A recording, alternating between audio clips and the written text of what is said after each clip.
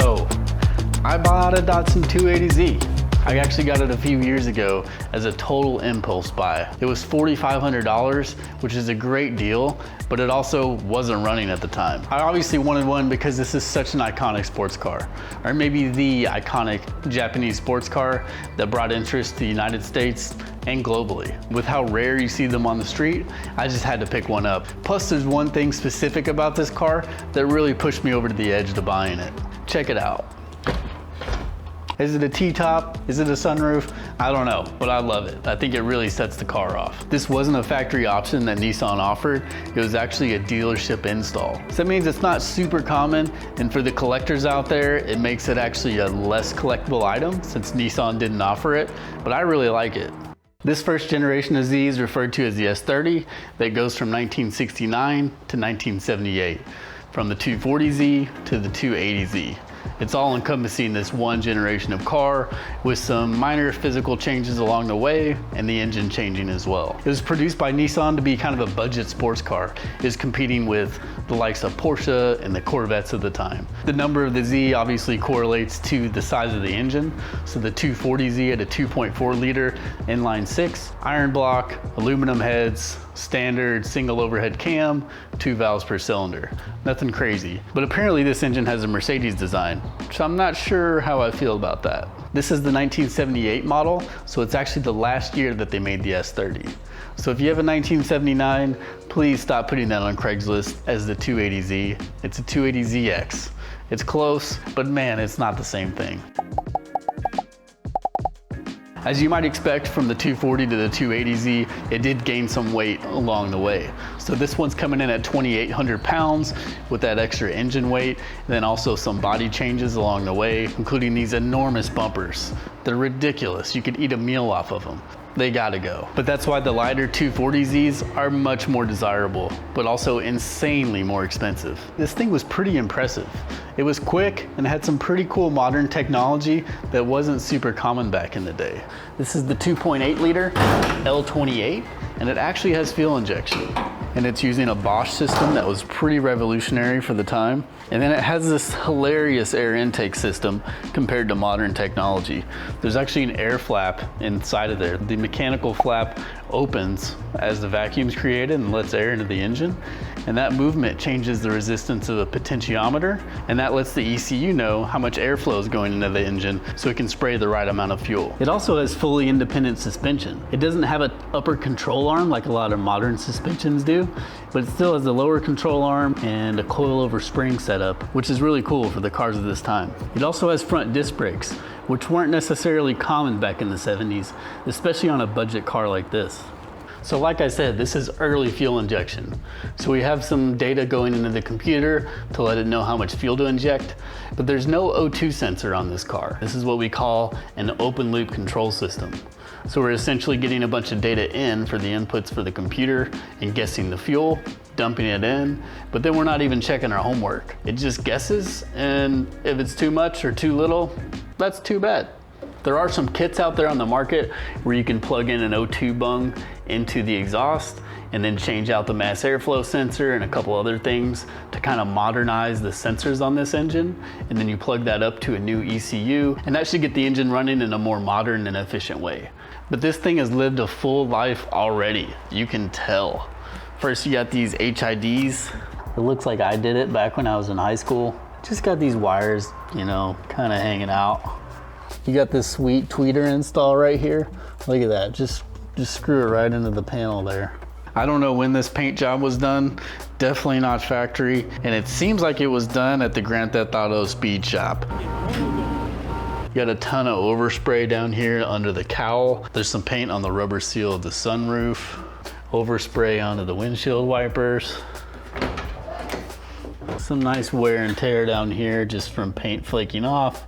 Probably not the best prep work that was done, but I think I figured out why they went with this color of blue. It's not my favorite, but you can use painter's tape as an easy cover up. So pro tip for anybody, go for painter's tape blue if you really don't want to have to worry about your paint job. Oh yeah, that is a sweet cleanup job. A nice awesome AutoZone intake that you just buy off the shelf and strap in. Some duct tape there holding it together. You know it's good. There are some zip ties holding the grill in. So when you convert this car to have a more 240Z style front end, you remove the giant front bumper, and this guy decided to hold in the front grille with only zip ties.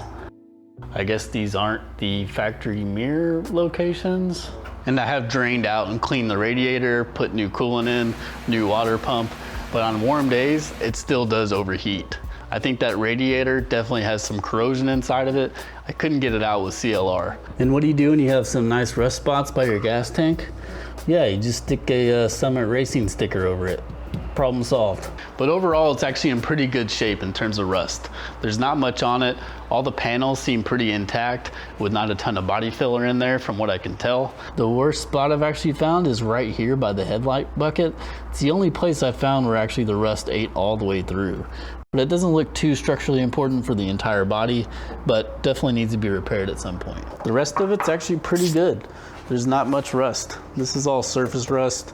A big problem on these cars is the battery tray, and around here I actually don't see or feel much rust. So knock on wood, so far so good. And hopefully I don't disappoint the Datsun purists too much, but I am considering an engine swap for this car.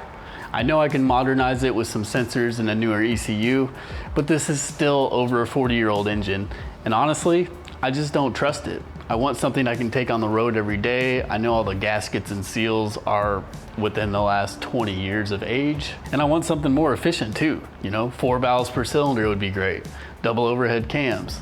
All this modern technology that's really advanced the engine. It did have around 170, 180 horsepower from the factory in the 1970s. Who knows how many of those horses have stuck around, but it was a good amount of power for how light the car is. It still feels pretty quick, definitely doesn't feel slow. But as we all know, we always want more power. So this thing with 300, 400 wheel horsepower would really change the game. But hey, I'm still undecided, so let me know in the comments what you guys think. So I bought it from a guy who got it recently and couldn't get it running. He threw some basic parts at it to troubleshoot it, but just didn't have any luck, so he was gonna get rid of it. So I scooped it up, I took it to a general mechanic right away, but he didn't have any luck either. So we actually could get it running off of starter fluid, but it would never start on its own without the starter spray. The mechanic could not figure it out. So I took it home and started chasing down wiring demons. You should see the wires in this thing from being so old. These are green, crusty wires that are barely making connection, if at all. But hats off to the Datsun folks in the 70s who made the service manual for this thing, because those documents are great. There's still a lot of wires and diagrams to look at, but the manual is very easy to follow. So did I figure it out? Does it run now?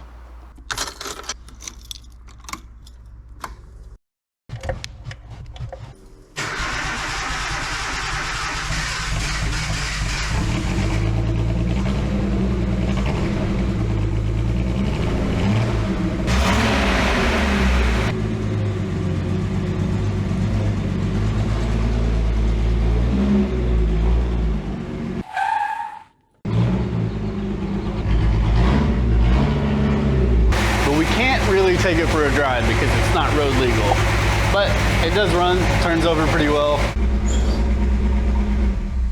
So what was the cause of the starting issue when we bought it and I had so many hours spent into it? It was actually a relay, and it was a new relay at that.